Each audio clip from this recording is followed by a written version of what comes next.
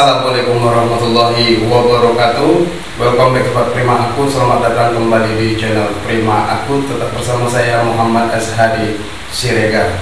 Dan tak lupa saya selalu ucapkan ribuan terima kasih kepada sobat Prima Akun semua yang telah mensupport channel ini hingga akhirnya saya kembali dapat menerbitkan konten-konten terbaru di channel Prima Akun.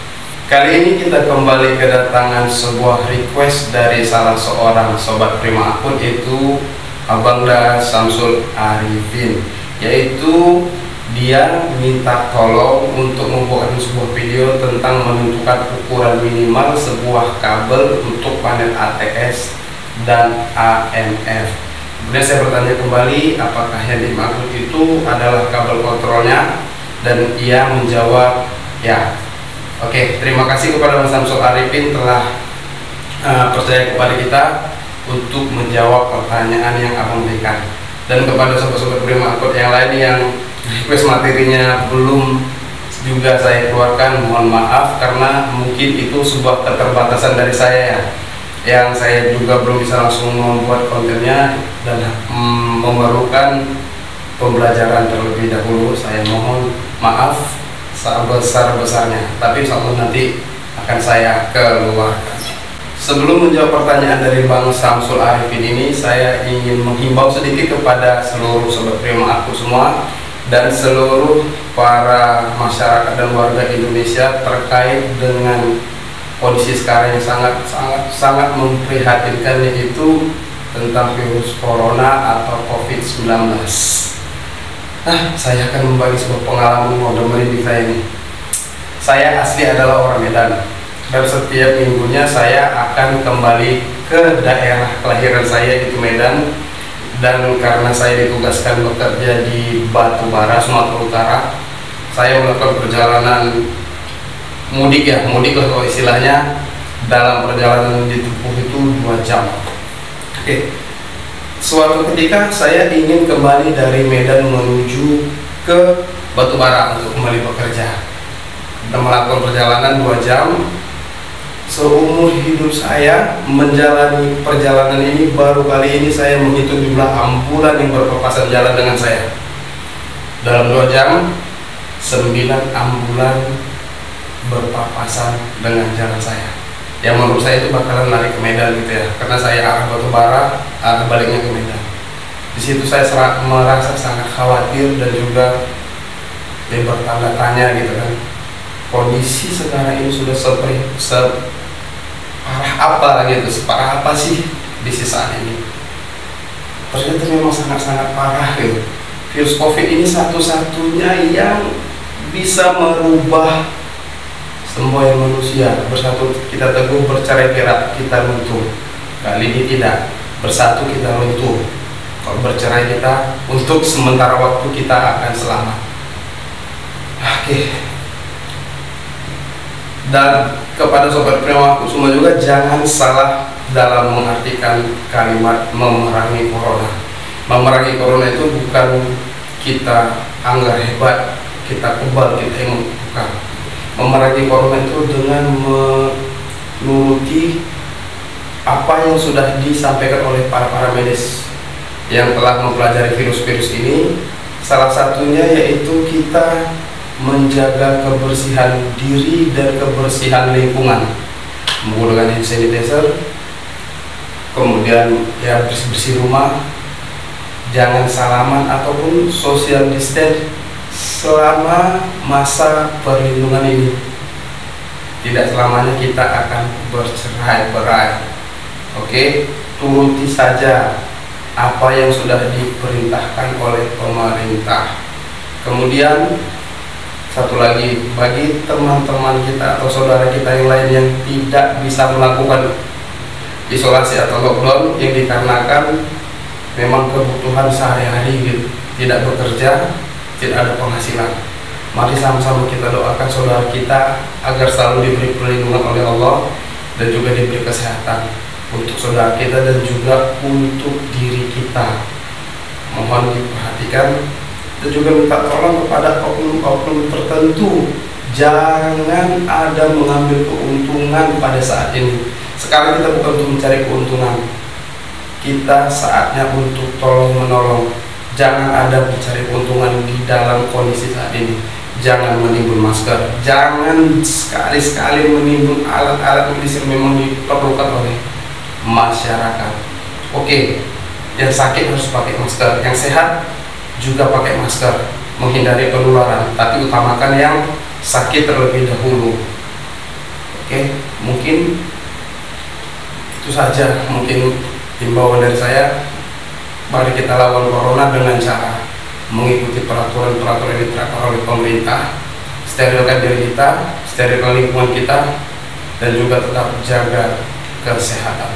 Saya akan menjelaskan tentang ATS dan AMF sesuai dengan apa yang saya pahami dan alat yang saya gunakan. Di luar daripada ini, saya mohon maaf, saya tidak mengerti. Oke, yang kita gunakan untuk panel ATS antara genset dengan sistem kelistrikan PLN itu kita menggunakan Woodward. Oke, dengan seri EasyGain 3500 XT.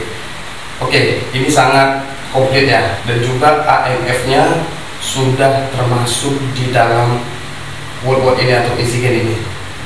Dan ini adalah spesifikasi daripada EasyGain XT 3500 yang kita lihat sebelumnya. Oke, di sini saya tandai power consumption-nya itu 22 watt. Oke, kenapa dibutuhkan? Karena untuk menghitung sebuah keperluan kabel kita harus tahu berapa daya yang dipakai oleh sebuah beban. Nah, ini harus diperhatikan. Dan untuk spesifikasinya lain dapat dilihat pada layar kali ini. Dan perlu Sobat Primakus memperhatikannya itu, Woodward bekerja dengan tegangan DC. Walaupun inputnya adalah AC, maka keluarannya tetap DC. Ataupun dia inputnya AC akan masuk ke power supply yang akhirnya akan mengeluarkan DC. Oke, itu harus diperhatikan. Kemudian inputnya ada 24, ada juga 12. Oke, kemudian untuk AMF, karena di EasyGain ini tadi AMF-nya sudah termasuk yang modulnya di dalam sebuah modul Woodward, maka trigger, nah biasa ya, untuk mendapatkan sensing. Kalau saya bahasa saya sensing apa ya, pemicu mungkin ya, pemicu untuk AMF ini bekerja atau signal itu biasanya berasal daripada CT. CT ini selain juga pengukur, dia juga memberikan sensing, dimana CT itu rata-rata keluarnya adalah 5, seperti contoh 100/5, 1000/5, 4000/5, maka yang keluar itu tetap 5 ampere. Oke, jadi di sini kita harus tahu bahwa arus yang akan lewat di kabel CT untuk AMF itu, kabel yang dilalui CT itu adalah 5 ampere. Baiklah Bang Saiful Arifin dan juga Sobat Primakus semua, untuk mendapatkan sebuah nilai luas penampang kabel itu sebenarnya 2 yang harus kita perhatikan. Oke, yang pertama kita melihat berdasarkan tabel, apakah tabel sudah cukup? Belum tentu. Yang kedua, kita harus memperhatikan ke drop tegangan. Oke, dikirim berapa sampai berapa, karena ini membentuk sebuah sinyal. Bisa dikategorikan losses atau drop tegangan itu harus benar-benar rendah. Oke, dalam dasar teori ini kita pakai untuk mencari luas penampang kabel ini adalah L dikali N dibagi Y dikali EV dikali E. Ini adalah rumus umum ya, menghitung luas penampang dengan memperhitungkan drop tegangan. Oke, di internet juga saya rasa banyak rumus-rumus ini beredar, di mana L itu adalah jarak dalam meter, daya dalam watt, Y adalah daya antar jenis. Karena kabel yang tembaga dayanya itu 56. Kemudian EV adalah rugi-rugi tegangan dalam volt yang diizinkan. Oke, berarti kita sudah tentukan berapa sih drop tegangan yang kita izinkan gitu. Kemudian E itu adalah tegangan dalam volt, tegangan kerjanya. Baiklah, saya mulai dengan mencari luas penampang kabel itu berdasarkan tabel ya, arus maksimal. Oke, sudah saya bilang bahwa arus itu adalah 5 ampere, maka dari data yang diberikan itu 1,5 mm saja sudah cukup. Oke, memang biasanya itu kalau untuk kontrol itu kalau nggak 1,5 mm itu setengah milimeter ya, antara 2. Nah, nanti setelah ini akan kita hitung apakah dengan menggunakan 1,5 mm atau 0,5 ini, apakah drop tegangannya sudah masuk atau tidak ke dalam spesifikasi yang kita butuhkan. Oke, berdasarkan drop tegangan, yang pertama kita mulai dengan apabila tegangan kerjanya adalah 24 volt. Oke, L saya buat 5 meter.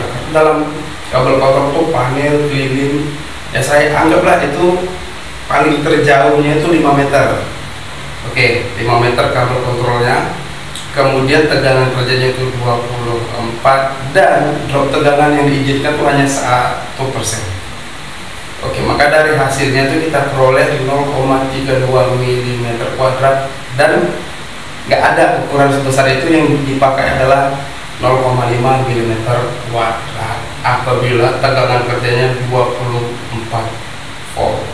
Dan untuk tegangan kerjanya 12 volt, oke, dengan data yang sama, maka kita peroleh luas penampangnya itu yang dibutuhkan adalah 1,36 mm kuadrat. Oke, yang dipakai adalah 1,5 karena 1,36 kuadrat ini tidak ada dijual di pasaran. Baiklah, Bang Samsul Arifin dan Sobat Primaku semua, ini adalah penjelasan tentang mencari luas penampang sebuah panel AMF dan ATS ya. Oke, mungkin kalau ada koreksi dari teman-teman dapat langsung koreksi pada kolom komentar kali ini, dan juga apabila ada kesalahan saya mohon maaf. Dan juga apabila sobat merasa konten kali ini bermanfaat, dapat membantu saya memberikan like, subscribe, dan juga share kepada teman-teman yang lain agar kita sama-sama belajar. Oke, akhir kata selamat berpisah pada konten kali ini, dan sampai bertemu kembali di konten-konten berikutnya tetap di channel Prima Akut bersama saya Muhammad Azhari Siregar. Dan tak lupa juga saya ucapkan salam hidup sehat. Wassalamualaikum warahmatullahi wabarakatuh.